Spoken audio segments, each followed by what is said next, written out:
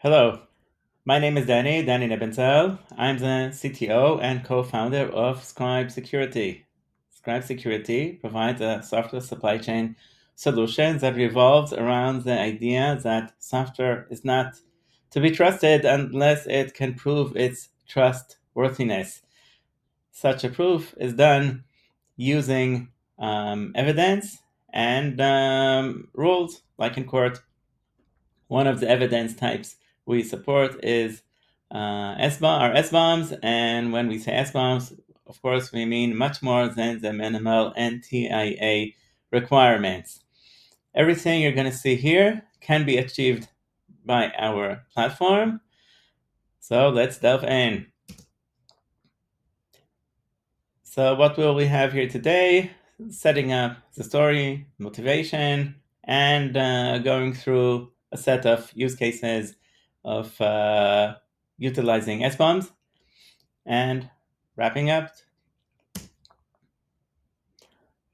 Once upon a time, it was right after the chaos of Sunburst and Log4j, and I was appointed SBOM lead at imaginary.com. It was a great ride. I had a huge SBOM collection, but I could feel the wind of change coming.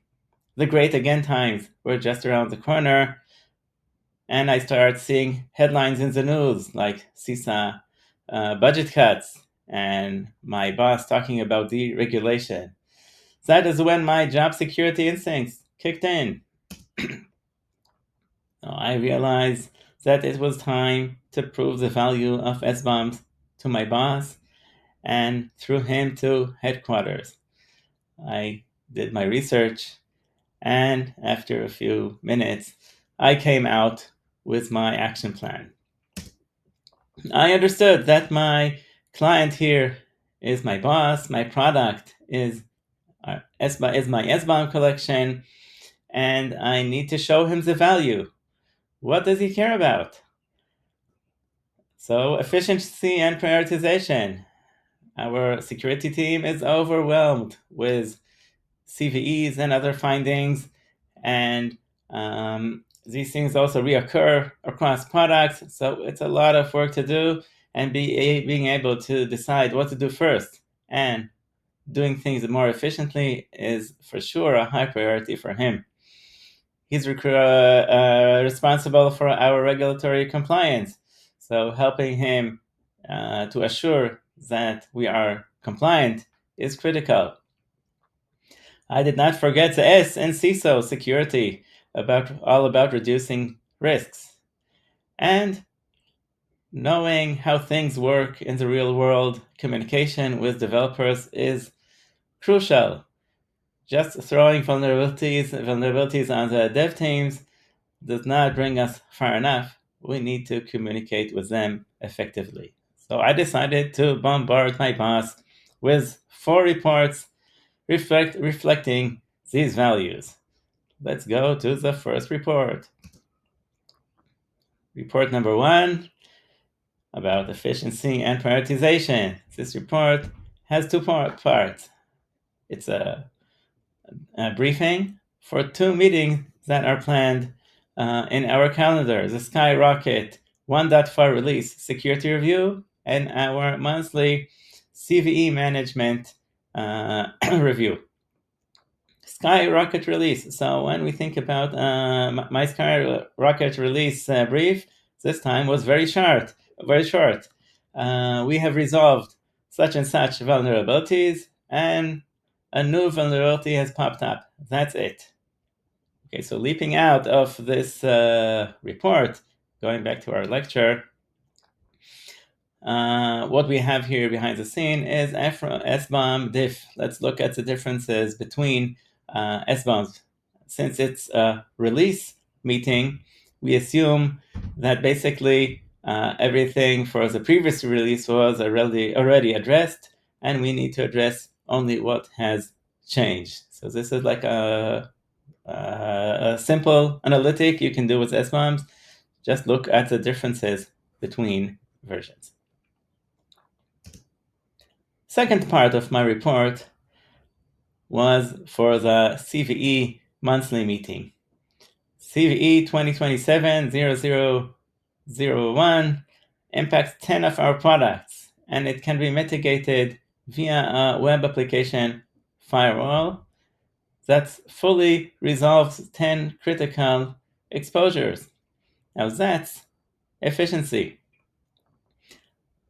Instead of going to 10 dev teams and trying to make them handle these vulnerabilities, we can delay this fixing and still be secure. All our vulnerabilities data shows that we have a few KEV vulnerabilities, and KEV is a big no-no. If CISA already published that this vulnerability is being exploited, we cannot have this such CVEs in our product. Again, leaping out of this report, once we have a huge collection of SBOMs and we put them in our inventory with BI capabilities, we can start asking questions that help us in prioritization and and efficiency. For example, we can ask to see the CVEs that are common to many products, and in some cases, we can handle these vulnerabilities in one shot, like in this example. Or we can ask to get all the products that have any KEV vulnerability or any suspected to be exploited soon vulnerability by taking EPSS data. And again, this is a way to prioritize given a large set of SBOM representing many products, given publicly available intelligence, such as the EPSS data, which is published daily, and KEV data, which is published regularly. In order to perform such analysis efficiently, one should also collect, in addition to the SBOMs, context information. Okay, so if I know that a product is publicly exposed, has an interface to the internet, then I would pay more attention to vulnerabilities that have an attack vector from network. And these are exactly the vulnerabilities that may be solved by a web application firewall. So for this example, having the characteristics of this payload and the characteristics of the vulnerability as part of the context information of the SBOM can help me make better, more efficient decisions. Let's move to my second report, regulatory compliance. So when considering regulatory compliance SBOM, the first thing that comes to mind is licensing. That's a typical data item which exists in most SBOMs. So this is my report. I detected use of the JSON license in our products, and JSON license, well, people like it very much because it essentially says the software should be used for good and not for evil, but lawyers don't like it so much. I see we have a GPL component in a Skyrocket Personal Edition, and Personal Edition is something that we distribute. So a copyleft license is could bring us to be not compliant. Let's stop here for a minute. Okay, so simply having license information can help, of course, in pointing to regulatory issues. Again, here we need the context. Just saying that we have GPL components and a lot of payloads running in our cluster is not interesting. What is interesting is to point that we have a GPL component in components that we distribute, and thus may be violating the licensing requirements. Let's go back to my report. So we have SAMGRIPT rule license update. As you may all know, SAMGRIPT is one of the best, if not the best, static analysis open source solution, but they have updated their license last year, and license has changed, and we need to address this this change. Leaping out of my report, again, here comes in the SBOM diff capabilities. So using the diff, we can detect that something has changed and something calls our attention. A note here that it's not always that simple. For example, SemGrep rules are something that you would not install as a developer. You would install the SemGrep software. So the SemGrep software pulls the rules first time you run the tool, and it could easily go undetected. If, for example, you have SBOMs from production, probably after the SemGrep tool has already been run, the rules package could be detected.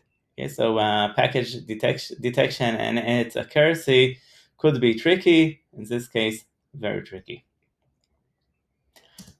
The second part of my compliance report was the nice surprise from my boss. FedRAMP container security compliance. Well, complying to FedRAMP is a big thing because it enables us to sell to the feds.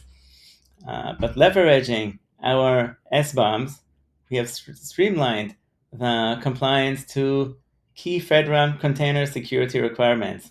So the FedRAMP standards have a set of requirements regarding container security, and these include like 6 requirements. Of them are verifying CI build. So using our SBOMs, I can tell exactly where each payload has been built, and that it has been built by a build pipeline and which build pipeline.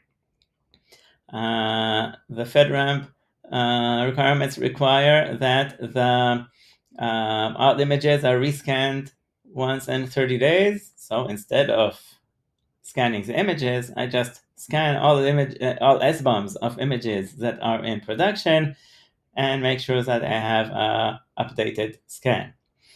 Security configurations. Well, taking taking information from the SBOM, I can evaluate some of the security configuration best practices.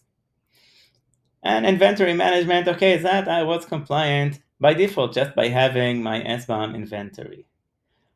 Leaping out of this report, so there are 2 things I want to emphasize. One is verifying CI build. Okay, so the CI build is part of the context of the SBOM. Okay, so SBOM is like a snapshot or X-ray shot, of the software. It says what's inside. But if you don't know the date and the time and who's the person that is it's his X-rays, that it does not have much use. So the context, as we saw previously, could include where it is deployed. It could also include where it has been built. This can be part of the SBOM. It could be external to the SBOM. In Scribe, it's external to the SBOM, and it is a way for us to search and retrieve SBOM. So we retrieve by context, but you can do your own decisions here. Okay, so having the CI information as part of context enables, or as SBOM enables showing that this payload was not built on some random developer machine, but it was produced into the software factory. Similarly, security configurations. So we believe that when you do software component analysis to a Docker image, the first thing you see in the image that it is made of layers, and layers have their own information. For example, the command that was used to build this layer. And we collect this data as part of our SBOMs, and we recommend doing so. And once you do so, you can assure that some of the best practices of container security are implemented. For example, assuring updating all packages as part of the build, or assuring use of a non-root user when executing the container. So now to my third report, security risks. Okay, so again, the default use of SBOMs is to point to bad packages. Again, having my SBOM inventory, I saw in Hacker News that the TJ actions changed files malicious action has been published, and many pipelines are being attacked by using these actions. And I could easily search through our whole inventory and point exactly to which teams are using these actions. We could also, using our SBOMs, point to users modifying sensitive files. Like in our company, only DevOps and DevSecOps are supposed to change the CI files. We could detect who else is touching these CI files. We had a poor experience with one of our build machines being compromised. But using our SBOMs, I could point to which payloads have been built around the time of the attack on this build machine. So clearing these builds or rebuilding them could be done easily, and we did not need to go around and rebuild everything that our software factory built.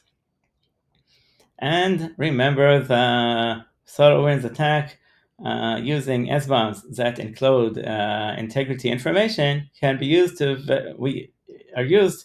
verify integrity of whatever. So it could be integrity of files or integrity of whole images. Leaping out of this report, in order to have the TJ actions compare file as a component, one needs to have SBOMs taken in different places along his software factory. So we do not expect the final image, SBOM of an image, to include much build information, but we do expect an SBOM of the sources to include GitHub actions. And if you would run sift on a directory of your project, and you have your .github workflows over there, then the GitHub actions would be mapped as components in your SBOMs.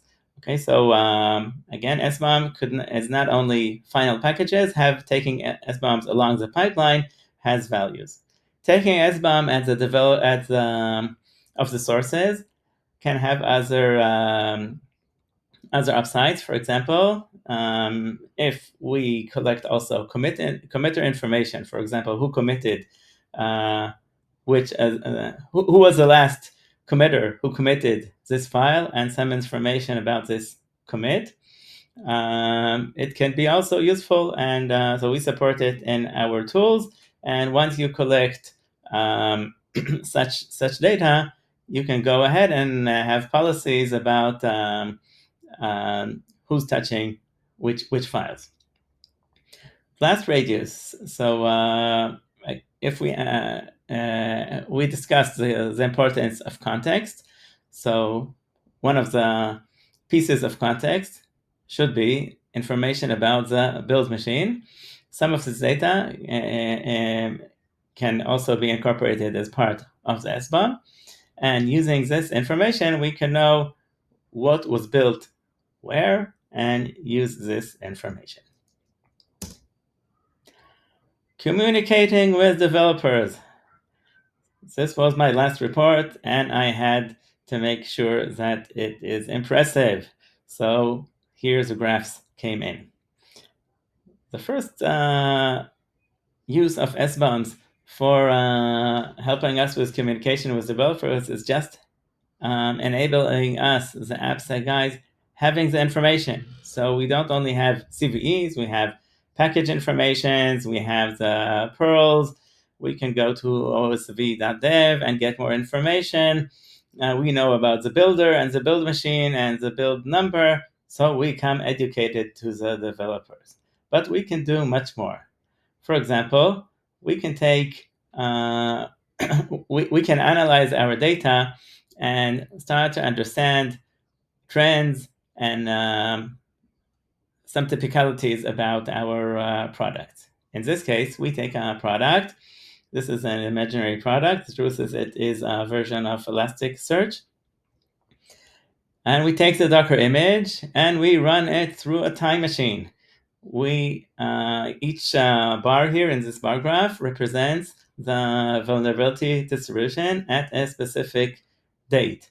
The purple line shows us the date of the release of the product, and we can learn here a lot. So first, we see that it behaves quite linearly, and once we analyze a few types of products, we can understand that the slope may be different between technologies and products, and this can help us make the managing of vulnerabilities much more predictable, okay, because we know more or less what would be the number of new vulnerabilities that are expected to pop in the next month.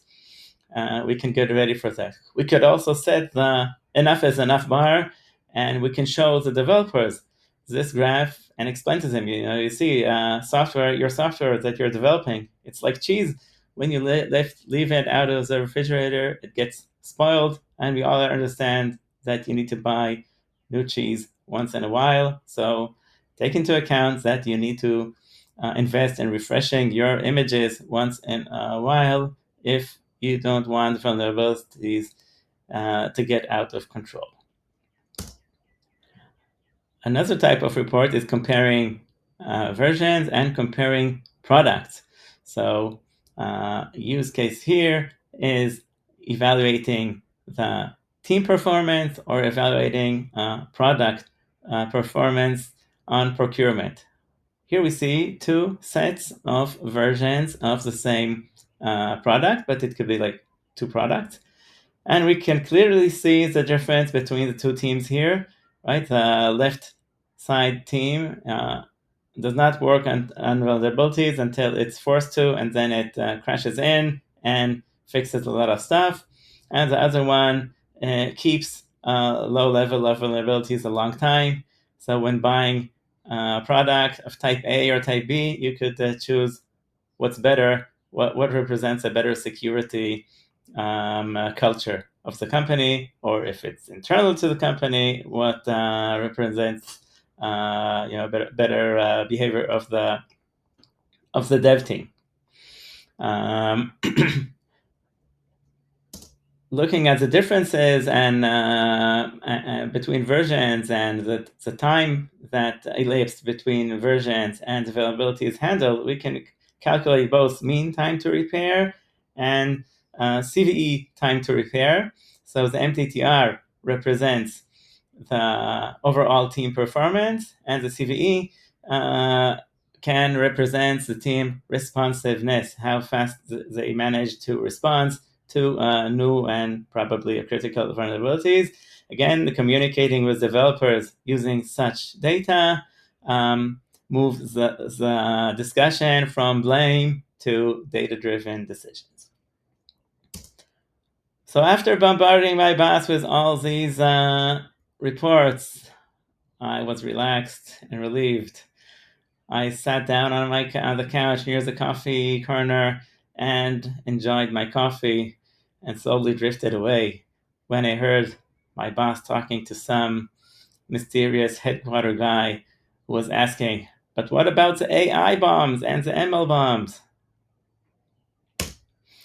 So what did we have here? We saw a few set of values that can be achieved using SBOMs to help us be more efficient, prioritize, assure compliance, solve many security cases, and communicate better with developers. To achieve this, we need rich SBOMs with much more than the minimal information that is required. And we need context. Where was this picture taken? Where, by whom, by which machine, which build run, etc. When we take all these SBOMs and throw them into a SBOM lake with BI infrastructure, we can go ahead and extract value from the huge SBOM collection using a few techniques, either simply querying the SBOM lake, or using SBOM diffs, or SBOM time series, or version series, or derivatives and slopes. And I hope this gives you some ideas that you can implement on your SBOMs collections. So thank you very much.